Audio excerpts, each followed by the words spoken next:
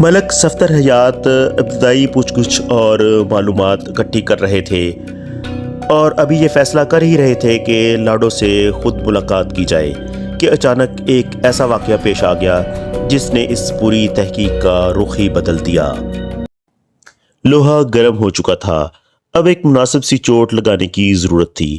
میں نے دوستانہ لہجے میں کہا، چاچا جھورا، تمہیں یہ بڈھے وارے ایک نوجوان لڑکی سے شادی کرنے کی کیا سوچی تھی؟ مجھے پتہ چلا ہے کہ تمہاری شادی کو 1.5 سال ہی گزرا ہے، کیا میں ٹھیک کہہ رہا ہوں؟ آپ بالکل درست کہہ رہے ہیں جناب، وہ اس بات میں سر ہلاتے ہوئے بولا، ہماری شادی کو 1 سال اور 7 ماہ ہوئے ہیں۔ ایک لمحے کو رک کر اس نے اپنی بات مکمل کر دی، اور جو آپ نے بڈھے بارے کی بات کی ہے جناب، تو اس سلسلے میں یہی کہوں گا کہ مرد کبھی بوڑھا نہیں ہوتا۔ آپ نے ساٹھا پھاٹا کی مثال تو سنی ہوگی۔ میں نے وہ مثال سن رکھی تھی، لیکن میرے سامنے بیٹھا ہوا منظور عرف جھورا ساٹھا پاٹھا کے معیار پر پورا اترتا دکھائی نہیں دیتا تھا۔ کھنڈر کو دیکھ کر یہ تو اندازہ ہوتا تھا کہ کبھی عمارت شاندار رہی ہوگی، مگر اب وہ عمارت نابود ہو چکی تھی، اور جہاں تک نگاہ جاتی تھی کھنڈر کی ویرانی اور سنسانی ہی نظر آتی تھی۔ میں نے کرید جاری رکھی، جھورا چاچا، کیا لاڈو تمہاری پہلی بیوی ہے؟ پہلی ہی سمجھے جناب۔ کیا مطلب ہے تمہارا؟ میں نے پوچھا۔ پہلی ہی سمجھے سے تمہاری کیا مراد ہے؟ وہ بولا، میں یہ کہنا چاہتا ہوں تھانے دار صاحب کہ میں نے جوانی میں بھی ایک شادی کی تھی، لیکن وہ عورت زیادہ دیر زندہ نہیں رہی تھی۔ اس شادی کے سلسلے میں میرے ساتھ دھوکہ کیا گیا تھا۔ ایک بیمار لڑکی کو میرے پلے باندھ دیا گیا تھا، مجھے اس کی بیماری سے بے خبر رکھا گیا تھا۔ وہ عورت کسی خطرناک اور مزیم مرض میں مبتلا تھی۔ میرے گھر آنے کے کچھ عرصے بعد ہی اس کا انتقال ہو گیا تھا۔ وہ جتنے دن میرے گھر میں رہی، میں اس کے علاج معالجے میں ہی الجھا رہا۔ وہ سانس لینے کو رکا، پھر بات جاری رکھتے ہوئے بولا، تھانے دار صاحب، یہی وجہ ہے کہ میں لاڈو سے شادی کو اپنی پہلی شادی کہتا ہوں۔ کلثوم سے میری شادی ہوئی نہ ہوئی ایک برابر تھی۔ کلثوم تمہاری پہلی بیوی کا نام تھا؟ اس نے اس بات میں گردن ہلا دی۔ میں نے کہا، تم اپنے تئیں چاہے کچھ بھی سمجھتے رہو چاچا جھورا، مگر حقیقت نہیں بدل سکتی، اور حقیقت یہ ہے کہ تم نے پہلی شادی کلثوم سے کی تھی۔ اس نے تصدیق، تردید یا تائید میں کچھ نہ کہا اور خاموش نظر سے مجھے دیکھتا رہا۔ میں نے زاویہ سوالات تھوڑا سا تبدیل کرتے ہوئے پوچھا، چاچا جھورا، کلثوم سے شادی کے وقت تمہاری عمر کیا رہی ہوگی؟ اس وقت میں بھرپور جوان تھا جناب۔ میں نے عمر پوچھی ہے۔ وہ کچھ سوچتے ہوئے بولا، لگ بھگ 20 سال، اور اس وقت تم کم و بیش 60 سال کے ہو۔ بالکل جناب، وہ یقین سے بولا۔ میں نے پوچھا، گویا عرصہ 40 سال تک تم ایسی زندگی گزارتے رہو کہ تمہاری بیوی کا کوئی وجود نہیں تھا؟ وہ بات دراصل یہ ہے کہ جناب، کچھ عرصہ پہلے لاڈو کی ماں کا انتقال ہو گیا تھا۔ 1 سال بعد خیر دین نے ایک بیوہ عورت سے شادی کر لی۔ وہ عورت بڑی تیز ترار تھی۔ لاڈو اس کو ایک آنکھ نہیں باتی تھی، اور لاڈو بھی اپنی سوتیلی ماں کے لیے اپنے دل میں سخت ناپسندیدگی کے جذبات رکھتی تھی۔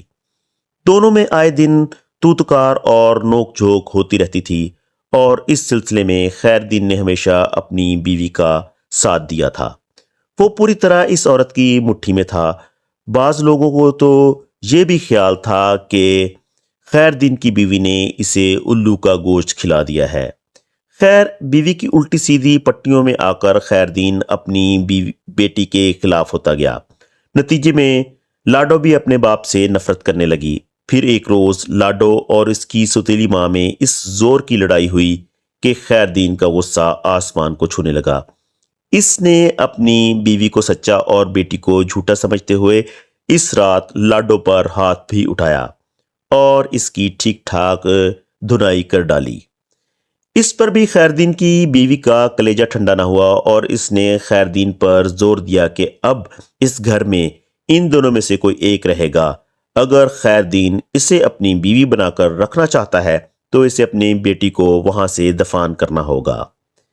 خیر دین اس بری طرح بیوی کے چنگل میں پھنس چکا تھا کہ اس نے اپنی بیٹی کے خلاف فیصلہ سنا دیا۔ اس نے اپنے بیوی سے وعدہ کیا کہ وہ جلد از جلد لاڈو کو اس گھر سے چلتا کر دے گا۔ چچا جورے کی کہانی میں ذرا وقفہ آیا تو میں نے لقمہ دیا اور خیر دین نے اپنی بیٹی کو گھر سے چتلا کرنے کی یہ ترکیب نکالی کہ 500 روپے میں تمہارے ہاتھ فروخت کر دیا۔ حقیقت بڑی تلخ ہوتی ہے تھانے دار صاحب، وہ اس بات میں سر ہلاتے ہوئے بولا۔ حقیقت یہ ہے کہ خیر دین نے اپنی بیٹی کو میرے ہاتھ بیچا تھا۔ میں نے پوچھا کیا اس موقع پر لاڈو نے کوئی احتجاج نہیں کیا تھا؟ وہ بیچاری کیا احتجاج کرتی، جورے نے افسوسناک انداز میں جواب دیا۔ اس نے تو شکر کیا ہوگا کہ ایک مستقل عذاب سے اسے نجات مل گئی۔ میں نے کہا چچا جورا، تم نے لاڈو کے جو سابقہ حالات بتائے ہیں ان کے پیش نظر تو یہی کہا جا سکتا ہے کہ لاڈو ایک عذاب مسلسل میں مبتلا تھی۔ میرا مطلب یہ تھا کہ اس نے اپنی عمر سے کہیں زیادہ عمر کے شخص سے شادی کرنے پر کوئی اعتراض کیا تھا؟ ممکن ہے اس نے اعتراض کیا ہو، جورے نے کہا، لیکن اس کے اعتراض پر غور کرنے کی کسی کو فرصت نہیں تھی۔ وہ بھی یہ سوچ کر مطمئن ہو گئی کہ چلو سوتیلی ماں کی اذیتناک باتوں سے نجات ملے گی۔ ایک لمحے کے توقف کے بعد میں اس نے اضافہ کیا، شادی کے بعد لاڈو نے مجھے بتایا تھا کہ اس کی سوتیلی ماں اس کے باپ کو اس کے کردار کے بارے میں بھی الٹی سیدھی پٹیاں پڑھاتی رہتی تھی۔ اس نے لاڈو پر یہ الزام بھی لگایا تھا کہ وہ چوری چھپے کسی لڑکے سے ملتی رہتی ہے۔ اس پر اس کے باپ نے لاڈو کو کوٹتے ہوئے اس نام نہاد لڑکے کے بارے میں دریافت کیا، لیکن ایسا کوئی کردار تھا ہی نہیں۔ لاڈو کی زندگی میں ایسا کوئی آیا ہی نہیں تھا تو وہ کس کا نام لیتی؟ لاڈو کی خاموشی اور مسلسل خاموشی نے خیر دین کے شک کو پختہ کر دیا تھا اور وہ بھی اپنی بیوی کا ہم زبان ہو گیا تھا۔ سوتیلی ماں کے الزام سے لاڈو کو اتنا دکھ نہیں پہنچا تھا جتنا خیر دین کے رویے سے پہنچا۔ وہ اپنے باپ سے اس قسم کے سلوک کی توقع نہیں کر رہی تھی۔ اسے کیا معلوم تھا کہ اس کا باپ اب ایک فتنہ پرور عورت کا شوہر تھا، شوہر بھی ایسا جس کے لیے زن مرید کا لفظ زیادہ موزوں تھا۔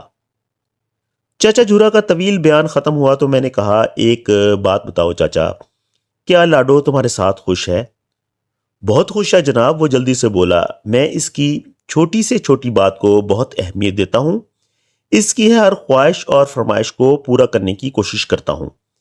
اس کے لیے تو ایسا ہی ہے جیسے دوزخ سے نکل کر جنت میں آ گئی۔ میں نے کہا وہ تو دوزخ سے نکل کر جنت میں آ گئی ہے، مگر تمہاری زندگی میں ایک مستقل پریشانی شامل ہو گئی ہے۔ وہ چونکے ہوئے انداز میں بولا، آپ کس پریشانی کا ذکر کر رہے ہیں تھانے دار صاحب؟ بھئی یہی پریشانی کہ تمہیں آئے روز محلے بدلنے پڑتے ہیں۔ یہ تو آپ ٹھیک کہہ رہے ہیں جناب۔ ایسا کب تک چلتا رہے گا جھورے؟ آپ چاہیں تو سب ٹھیک ہو جائے گا جناب۔ میں تو ایسا ضرور چاہوں گا چاچا، میں نے تسلی آمیز لہجے میں کہا۔ وہ بولا، دراصل غلطی میری اپنی ہے، مجھے پہلے واقعے کے بعد ہی پولیس کے پاس جانا چاہیے تھا۔ ان گنڈوں بدماشوں اور لفنگوں سے آپ لوگ ہی بہتر طور پر نپٹ سکتے ہیں۔ دیر آئے درست آئے، میں نے بے ساختہ کہا۔ اس کی سمجھ میں کچھ نہیں آیا۔ حیرت سے دیدے پھیلاتے ہوئے بولا، کیا عائد جناب؟ میں نے کہا میرا مطلب یہ تھا کہ تم نے تھانے میں رپٹ درج کروانے کا فیصلہ بالکل درست کیا تھا۔ بس جناب آپ تافوں کا کوئی معقول بندوبست کر دیں تو میں آپ کا شکر گزار ہوں گا۔ اس نے لجاجت سے کہا، میں یہاں سے اب کہیں اور نہیں جانا چاہتا۔ اس موقع پر میں نے ایک خاص حوالے سے اس سے بات کرنا ضروری سمجھی۔ میں نے نہایت ہی سنجیدہ لہجے میں کہا، چچا جھورا، میری بات کا برا نہ منانا، میں نے لاڈو کے حوالے سے کچھ اڑتی بھی سنی ہے۔ وہ کیا جناب؟ وہ محتاط نظر سے مجھے دیکھنے لگا۔ میں نے کہا، چاچا ایک تافوں کا بندوبست کرنے سے بات نہیں بنے گی۔ آپ کہنا کیا چاہتے ہیں جناب؟ میں یہ کہنا چاہتا ہوں چاچا، میں نے ایک لفظ پر زور دیتے ہوئے کہا، میں نے سنا ہے کہ تافوں کے علاوہ بھی کچھ افراد تمہارے گھر کے چکر کاٹتے ہیں اور اس میں غالب ہاتھ لاڈو کی حوصلہ افزائی کا ہے۔ یہ بات آپ کو کس نے بتائی ہے؟ کسی نے بھی بتائی ہو، تم اس بارے میں کیا کہتے ہو؟ وہ نفرت امیز لہجے میں بولا، مجھے یقین ہے اس قسم کی بکواس تافو کے علاوہ اور کوئی نہیں کر سکتا، اور اس کی بھی ایک خاص وجہ ہے۔ فرض کرو مجھے یہ بات تافو ہی نے بتائی ہو، تو اس کی خاص وجہ تمہارے نزدیک کیا ہو سکتی ہے؟ میں نے پوچھا، کیا تم اتنے وثوق سے کیسے تافو کا نام لے رہے ہو؟ وہ بولا، جناب یہ تو سیدھی سی بات ہے، میں نے تافو کو اس کی نازیبہ حرکات پر برا بھلا کہا تھا۔ لاڈو نے بھی ایک دو مرتبہ سخت الفاظ میں اسے ڈانٹ ڈپٹ کی ہے۔ انتقاماً وہ اس قسم کے گھٹیا الزامات لگا سکتا ہے۔ میں نے کہا، چاچا تافو کی طرف سے تم بے فکر ہو جاؤ، میں اسے اچھی طرح سمجھا دوں گا۔ آپ نے پہلے بھی اسے سمجھایا تھا، وہ شکایت امیز لہجے میں بولا۔ ایک ماہ سکون رہا اور اب اس نے پھر اوچھی حرکتیں شروع کر دی ہیں۔ آج صبح اس نے لاڈو کو جس قسم کی دھمکی دی ہے، اس کے بعد تو میں گہری تشویش میں مبتلا ہو گیا ہوں۔ وہ خبیث انسان کوئی ایسی ویسی حرکت نہ کر گزرے۔ میں نے مناسب الفاظ میں اسے تسلی دی اور کہا، تم بے فکر ہو جاؤ چاچا جھورا، میں کل ہی تافو کو تھانے بلا کر بات کرتا ہوں۔ اگر اس نے کوئی گڑبڑ کی تو میں اس شیطان کو 100 چھتر ماروں گا، اور ضرورت پڑی تو حوالات میں بند بھی کر دوں گا۔ جھورا میرا شکریہ ادا کر کے رخصت ہو گیا۔ دوسرے روز حسب وعدہ میں نے ایک کانسٹیبل کو بھیج کر الطاف عرف تافو کو تھانے بلا لیا۔ وہ میرے کمرے میں آیا اور سلام کر کے ایک طرف کھڑا ہو گیا۔ میں چند لمحے تیز نظروں سے اسے گھورتا رہا۔ وہ میری نگاہ کی تاب نہ لاتے ہوئے منمنایا، تھانے دار صاحب، آپ مجھے اس طرح کیوں دیکھ رہے ہیں؟ میں نے کہا، وہ تمہارا ماما کل شام کو میرے پاس آیا تھا۔ میرا ماما کون جناب؟ منظور احمد عرف جھورا، میں نے ٹھوس لہجے میں کہا۔ جھورا میرا ماما تو نہیں ہے جناب، اسے تم سے بہت محبت ہے۔ میں نے لفظ محبت پر زور ڈالتے ہوئے کہا، سنا ہے ماماؤں کو بھانجوں سے بہت محبت ہوتی ہے۔ جھورا کل شام پھر تمہاری تعریف کرنے آیا تھا۔ تافو میرے لہجے میں چھپے طنز کو بخوبی سمجھ گیا۔ ٹھہرے ہوئے لہجے میں بولا، اب چاچا جھورا کو مجھ سے کیا شکایت ہے؟ وہی پہلے والی شکایت ہے، میں نے کہا، بلکہ اس مرتبہ پہلے سے بھی زیادہ ہے۔ وہ گھگھائے والے لہجے میں بولا، جناب میں نے تو آپ کے حکم کے مطابق اس طرف جانا ہی چھوڑ دیا ہے۔ وہ دن اور آج کا دن میں نے جھورا کی شکل دیکھی اور نہ لاڈو کی صورت۔ اتنا بڑا جھوٹ بولتے ہوئے تمہیں شرم تو نہیں آ رہی ہوگی، میں نے زہر خندہ لہجے میں کہا۔ میں بالکل سچ کہہ رہا ہوں جناب، وہ رو دینے والے انداز میں بولا۔ اوئے سچ کے گھوڑے، میں نے سخت لہجے میں کہا، میں نے تم پر پہلے ہی واضح کر دیا تھا کہ میں ذرا مختلف قسم کا تھانے دار ہوں، مجھ سے چکر بازی نہ کرنا۔ میں نے کوئی چکر بازی نہیں کی سرکار، وہ فریادی لہجے میں بولا۔ آپ چاہیں تو مجھ سے بڑی قسم لے لیں۔ میں نے اس کی آنکھوں میں جھانکتے ہوئے کہا، تم جھوٹے ہو، تمہاری قسمیں بھی جھوٹی ہی ہوں گی، مگر یاد رکھو میرا وعدہ جھوٹا نہیں ہے۔ اگر تم اپنی حرکتوں سے باز نہ آئے تو میں تمہاری تشریف پر اتنے جوتے برساؤں گا کہ شمار نہیں کر سکو گے، اور کئی روز تک بیٹھنے سے بھی قاصر ہو جاؤ گے۔ سمجھ رہے ہو میں کیا کہہ رہا ہوں؟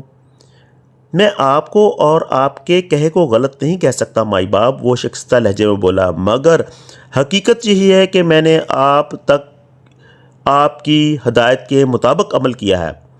میں نے سخت لہجے میں اسے مخاطب کرتے ہوئے کہا، کیا یہ بات غلط ہے کہ کل صبح تمہاری لاڈو سے ملاقات ہوئی تھی؟ بالکل غلط، وہ قطعیت سے بولا۔ مجھے پتہ چلا ہے کہ کل تم نے لاڈو کو اغوا وغیرہ کی دھمکی دی تھی۔ نہ سرکار، وہ کانوں کو ہاتھ لگاتے ہوئے بولا، میری توبہ، میرے باپ کی توبہ، میرے دادا کی توبہ، بس بہت توبہ ہو گئی۔ میں نے اس کے توبہ کے سلسلے کو قطع کرتے ہوئے کہا، میری معلومات کے مطابق کل صبح لاڈو حکیم کی دکان سے جھورا کی دوا لے کر واپس آ رہی تھی کہ راستے میں تم اس کے سامنے آ گئے۔ پہلے تم نے اس پر اس بات کا غصہ کیا کہ جھورے نے تھانے میں اس کے خلاف شکایت کیوں درج کروائی تھی۔ وہ راستہ بدل کر جانے لگی تو تم نے اسے دھمکی دی کہ تم عنقریب اسے اغوا کر لو گے۔ نہ صرف اغوا کر لو گے بلکہ اس کی بے حرمتی کرنے کے بعد قتل کر کے اس کی لاش کو بڑی نہر میں پھینک دو گے۔ کیا میں غلط کہہ رہا ہوں؟ وہ گڑ گڑانے لگا، جناب ایسی کوئی بات سرے سے ہوئی ہی نہیں۔ میں تو یہ کہہ رہا ہوں کہ اتنے دن سے میں نے جھورے کو دیکھا ہے، نہ ہی لاڈو سے ملاقات ہوئی ہے، پھر اغوا اور قتل وغیرہ کی دھمکی کا کیا سوال پیدا ہوتا ہے؟ یہ سراسر مجھ پر بہتان ہے۔ ایک لمحے کے لیے میں بھی سوچ میں پڑ گیا۔ تافو خود پر عائد کردہ الزامات سے جس شدت سے انکار کر رہا ہے، اس سے اس کی سچائی جھلکتی تھی۔ میں نے اس کے لہجے میں اور انداز سے محسوس کیا تھا کہ وہ دروغگوئی کا سہارا نہیں لے رہا تھا۔ اگر تافو کو سچا مان لیا جاتا تو پھر سوال یہ پیدا ہوتا کہ جھورے نے غلط بیانی کیوں کی۔ جھورے کے حوالے سے ایک اہم بات یہ تھی کہ تافو نے براہ راست اسے نہیں دھمکایا تھا، بلکہ دھمکی والی بات جھورے تک اس کی نوجوان اور خوبصورت بیوی کے توسط سے پہنچی تھی۔ تو کیا اس سارے معاملے میں لاڈو کہیں گڑبڑ کر رہی تھی؟ یہ ایک ایسا سوال تھا جو بہت دور تک سوچنے کی دعوت دیتا تھا۔ میں تافو کی جانب متوجہ ہوا۔ تافو، میں آخری مرتبہ پوچھ رہا ہوں، اگر اس سارے معاملے میں تم کچھ چھپا رہے ہو یا کسی حقیقت کو توڑ مڑوڑ کر پیش کر رہے ہو تو اب بھی مجھے بتا دو۔ میں تمہارے ساتھ انتہائی نرم رویہ اپنانے کی کوشش کروں گا، لیکن اگر آگے جا کر مجھے معلوم ہوا کہ تم نے کسی قسم کی غلط بیانی سے کام لیا ہے تو پھر سوچ لو میں تمہیں سیدھا جیل بھیجوں گا۔ وہ نہایت ہی سنجیدہ لہجے میں بولا، تھانے دار صاحب، اگر آپ کو میری بات کا یقین نہیں تو پھر آپ ہی بتائیں میں آپ کو اپنی سچائی کا یقین کس طرح دلاؤں۔ اس کے انداز سے صاف ظاہر ہوتا تھا کہ وہ دروغگوئی کا سہارا نہیں لے رہا تھا۔ کوئی بھی مردم شناس شخص تافو کی بات سن کر اس نتیجے پر پہنچتا۔ میں نے ایک اور حوالے سے اسے گھسنا چاہا۔ تافو، میں بہت جلد تمہارے سچ اور جھوٹ کا پتہ چلا لوں گا۔ فی الحال تم یہ بتاؤ کہ لاڈو کے حوالے سے تم نے جس قسم کی حرکتوں کی بات کی تھی اس میں کتنی صداقت ہے؟ اگر آپ یقین کریں تو میں 101% سچ بولا ہے، وہ ٹھہرے ہوئے لہجے میں گویا ہوا۔ میں نے رک کر کہا، میں نے اس سلسلے میں چچا جھورے سے پوچھ گچھ کی تھی، وہ تو اس معاملے کے بارے میں سرے سے انکاری ہے۔ وہ اس بارے میں کیا کہتا ہے؟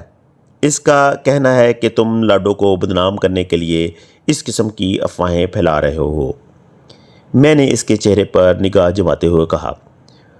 وہ عجیب سے لہجے میں بولا، اس سے مجھے کیا فائدہ پہنچ سکتا ہے؟ جھورا کے مطابق تم انتقاماً ایسا کر رہے ہو۔ کیسا انتقام؟ اس نے پوچھا۔ میں نے اسے جھورا کے موقف سے آگاہ کرتے ہوئے بتایا۔ جھورا کا خیال ہے کہ تم نے اس کی بیوی پر ڈورے ڈالنے کی کوشش کی تھی۔ اس نے تمہیں نہ صرف بری طرح جھڑک دیا بلکہ تھانے میں تمہارے خلاف شکایت بھی درج کرا دی۔ ایک لمحے کو رک کر میں نے اس کی آنکھوں میں جھانکا اور کہا، جھورے کے مطابق تم اپنی ناکامی اور بے عزتی کا بدلہ لینے کے لیے اس قسم کے ہتھ کنڈے استعمال کر رہے ہو۔ پہلی بات تو یہ ہے کہ مجھے اپنے کسی مقصد میں ناکامی کا منہ نہیں دیکھنا پڑا۔ وہ سنجیدگی سے بولا، میں نے لاڈو کی طرف قدم بڑھانے کی کوشش ضرور کی تھی، لیکن آپ کی سرزنش کے بعد میں نے پلٹ کر اس طرف نہیں دیکھا۔ اگر آپ نے سختی سے منع نہ کیا ہوتا تو لاڈو کیا چیز تھی؟ میں کسی نہ کسی طرح اسے اپنے دام میں لے ہی آتا۔ ایک لمحے کو اس نے وقفہ کیا اور عجیب سے انداز میں مسکرانے کے بعد بولا، تھانے دار صاحب، لاڈو تو ایسی عورت ہے جو خود دعوت نظارہ دیتی ہے۔ میں نے آپ کو بتایا تھا نا، کئی من چلے افراد اپنا دل پشوری کرنے اور آنکھیں سینکنے کی خاطر اس کی گلی کے چکر لگاتے رہتے ہیں، اور جہاں تک میری بے عزتی کا تعلق ہے تو اس میں بھی کوئی وزن نہیں ہے۔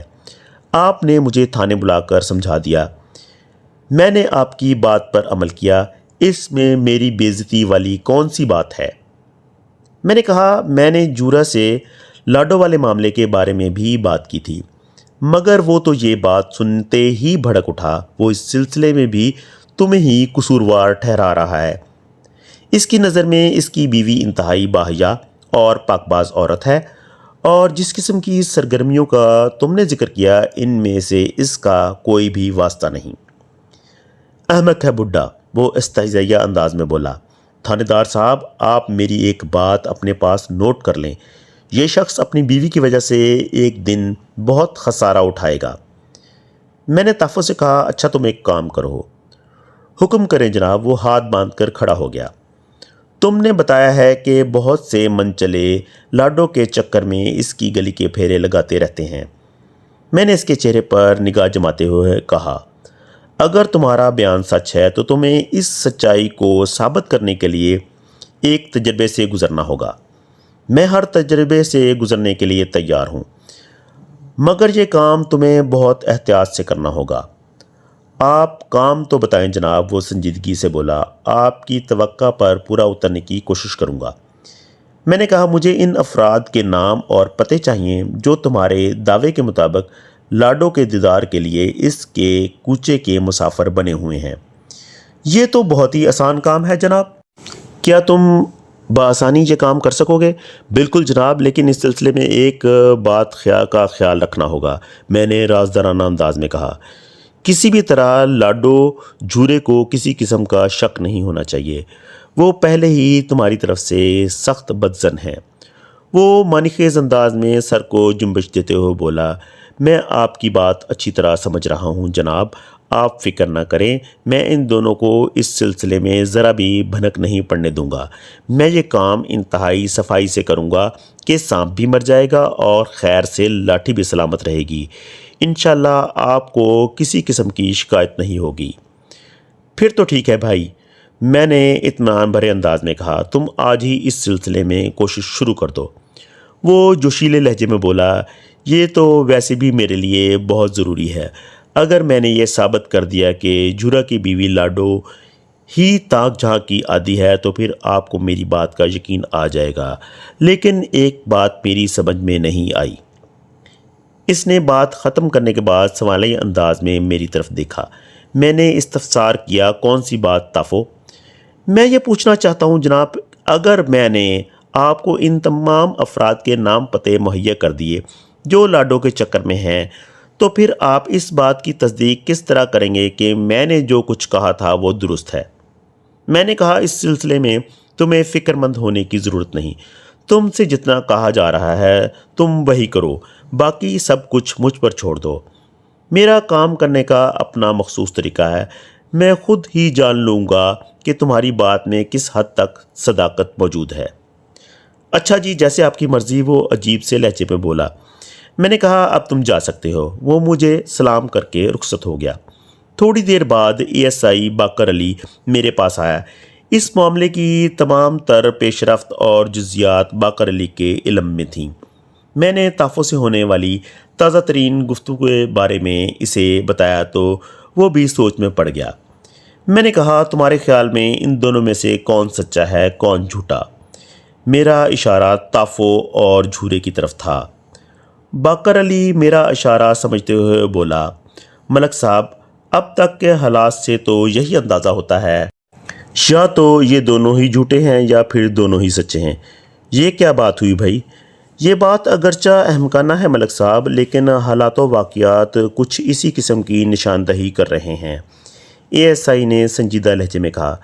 ویسے میں اپنے طور پر ابھی کسی حتمی نتیجے پر نہیں پہنچ سکا ہوں جناب۔ میں نے گہری سنجیدگی سے کہا۔ اے ایس آئی کی صاف گوئی مجھے پسند نہیں آئی تھی۔ کچھ دیر بعد باقر علی نے مجھ سے پوچھا ملک صاحب، کیا آپ کسی نتیجے پر پہنچ چکے ہیں؟ میں نے اس بات میں گردن ہلانے پر اکتفا کیا، مگر اے ایس آئی میری خاموشی سے مطمئن ہونے والا نہیں تھا۔ اس نے سوال کیا ملک صاحب، کیا اس حاصل شدہ نتیجے کے بارے میں مجھے کچھ نہیں بتائیں گے؟ میں نے مربیانہ انداز اختیار کرتے ہوئے کہا باقر علی، تم دونوں پارٹیوں کو ترازو کے دو پلڑوں میں رکھ کر دیکھو تو تمہیں سب کچھ خود ہی نظر آ جائے گا۔ وہ الجھی نظر سے مجھے دیکھنے لگا۔ میں نے کہا نہیں سمجھے۔ آپ ہی وضاحت کر دیں ملک صاحب، اس نے کہا۔ دیکھو باقر علی، میں نے اسے مخاطب کر کے ٹھہرے ہوئے لہجے میں کہا، ہم اس وقت جس قسم کی صورتحال سے دوچار ہیں اس کے پیش نظر تافو کے ووٹ زیادہ ہیں۔ وہ جو کچھ بھی کہہ رہا ہے خود سے منسوب کر کے کہہ رہا ہے۔ وہ اس بات کا اقرار کر چکا ہے کہ اس نے لاڈو کو اپنے جال میں پھانسنے کی کوشش کی تھی، لیکن دوسری جانب سے ہمیں جو بھی معلومات حاصل ہو رہی ہیں وہ جھورے کے توسط سے ہم تک پہنچ رہی ہیں، جبکہ ہر بات میں لاڈو کا جواب منسلک ہوتا ہے۔ تافو نے لاڈو کو چھیڑا، تافو نے لاڈو سے بدتمیزی کی، تافو نے لاڈو کو اغوا اور ازاں بعد قتل وغیرہ کی دھمکی دی۔ اس سے ایک بات ظاہر ہوتی ہے کہ جھورا ہم تک جو بھی شکایت پہنچا رہا ہے اس کا منبع لاڈو ہے، لہٰذا ہم عقل مندی کے تقاضے کے مطابق آنکھیں بند کر کے اس بات پر یقین کر رہے ہیں۔ اے ایس آئی باقر علی تائیدی انداز سر ہلاتے ہوئے بولا، یہ تو آپ بالکل درست فرما رہے ہیں، ویسے میرے ذہن میں ایک آئیڈیا ہے۔ کیسا آئیڈیا؟ اب تک ہم اس کھیل کے صرف 2 کرداروں سے ملے ہیں، یعنی تافو اور جھورا سے۔ میں نے کہا، جی ہاں، اس بات میں گردن ہلاتے ہوئے باقر علی نے کہا، جبکہ اس کھیل کا مرکزی کردار ابھی تک ہمارے واسطے میں نہیں آیا، کیوں نہ ایک تسلی بخش ملاقات مرکزی کردار سے بھی کر لی جائے؟ میں نے تصدیق طلب انداز میں کہا، مرکزی کردار سے تمہاری مراد جھورا کی نوجوان بیوی لاڈو تو نہیں؟ جی ملک صاحب، اے ایس آئی نے کہا، میرا اشارہ لاڈو ہی کی طرف ہے۔ تمہارا آئیڈیا بہت پاورفل ہے باقر علی۔ میں نے توسیعی نظر سے اس اے ایس آئی کو دیکھا۔ تم نے پہلے بتایا تھا کہ لاڈو ایک انتہائی خوبصورت لڑکی ہے۔ خوبصورتی اکثر فتنے جنم دیتی رہتی ہے۔ ممکن ہے لاڈو سے ملاقات کے بعد ہمیں کچھ مفید معلومات حاصل ہو جائیں۔ مجھے کھلے دل سے اس بات کا اعتراف ہے کہ لاڈو سے ملاقات والی بات سب سے پہلے باقر علی ہی کے ذہن میں آئی تھی۔ وہ بلا شبہ ایک ذہین اور مستعد پولیس اہلکار تھا۔ میں نے اس کے آئیڈیا کی تائید تو اس نے کہا، ملک صاحب، آپ کا کیا ارادہ ہے؟ لاڈو سے ملاقات کے لیے اسے تھانے بلایا جائے یا پھر؟ اس نے دانستہ جملہ ادھورا چھوڑ دیا۔ میں اس کی بات کی تہہ تک پہنچ گیا، اس لیے میں نے جلدی سے کہا، باقر علی، اسے تھانے میں بلانے سے کہیں بہتر ہے ہم اس سے ملنے جھورے کے گھر چلے جائیں۔ ہاں، یہ ٹھیک ہے، اے ایس آئی نے معتدل لہجے میں کہا۔ پھر کب چلیں اس طرف؟ میں نے کہا، ہماری معلومات کے مطابق جھورا روزانہ صبح گھر سے نکلتا ہے اور رات ہی کو واپس آتا ہے، اس لیے یا تو صبح اس سے ملاقات ہو سکتی ہے یا پھر رات میں۔ میرا خیال ہے اس سے کوئی فرق نہیں پڑتا کہ جھورا کتنے بجے آتا ہے اور جاتا ہے۔ اے ایس آئی نے خیال آرائی کی، ہم لاڈو سے ملنا چاہتے ہیں، وہ تو دن بھر گھر میں ہی رہتی ہے، ویسے بھی جھورے کی غیر موجودگی میں ذرا کھل کر بات ہو سکے گی۔ میں نے اے ایس آئی کی تجویز سے اتفاق کرتے ہوئے کہا، ٹھیک ہے، ہم کل صبح بعد از دوپہر منظور احمد عرف جھورا کے گھر لاڈو سے ملاقات کرنے چلیں گے۔ اس وقت ہمارے درمیان یہ گفتگو ہو رہی تھی، دن کے 2 بجے تھے۔ ہم چاہتے تو اس وقت بھی لاڈو کے گھر جا سکتے تھے، مگر ایک خاص بنا پر میں نے کل کا پروگرام بنایا تھا۔ مجھے امید تھی کہ کل دوپہر تک تافو کوئی نہ کوئی سنسنی خیز اطلاع ضرور لائے گا اور تافو کی فراہم کردہ معلومات کی روشنی میں لاڈو سے زیادہ بہتر انداز میں ملاقات ہو سکتی ہے۔ اس روز رات کو میں جب اپنے سرکاری کوارٹر میں آرام کر رہا تھا تو میرا ذہن جھورا اور لاڈو ہی کے مسئلے میں الجھا رہا تھا۔ جھورا کے بیان کے مطابق شاہ پور کے خیر دین نے اپنی بیٹی لاڈو صرف 500 روپے کی عوض اس کے حوالے کر دی تھی۔ یہ بات ابھی تک میرے حلق سے نہیں اتری تھی۔ لاڈو جیسی حسین اور ترادار حسینہ جیسے کہ مجھے بتایا جا رہا تھا، اے ایس آئی نے بھی اس بات کی تصدیق کی تھی، ایک کم رو بڈھے کے ساتھ کیسے خوش رہ سکتی تھی؟ جھورے کا یہی دعویٰ تھا کہ لاڈو اس کے ساتھ خوش ہے اور وہ خوش و خرم زندگی گزار رہی تھی۔ ٹھیک ہے، باپ کے گھر میں لاڈو کی سوتیلی ماں نے اس کا جینا حرام کر رکھا تھا، لیکن اس کا یہ مطلب بھی نہیں تھا کہ وہ ایک جہنم سے نکل کر لقودق صحرا میں بسیرا کر لے۔ اس حوالے سے لاڈو سے بہت سے سوالات پوچھے جا سکتے تھے۔ سونے سے پہلے میں نے یہ فیصلہ بھی کیا تھا کہ جھورا کے بیان کی تصدیق کے لیے میں کل ایک کانسٹیبل موضع شاہ پور بھی روانہ کروں گا۔ وہ وہاں کے رہائشی افراد سے سنگن لینے کی کوشش کرے گا کہ خیر دین اس کی بیوی یعنی لاڈو کی سوتیلی ماں اور لاڈو کے درمیان کس قسم کے حالات پیش آئے تھے۔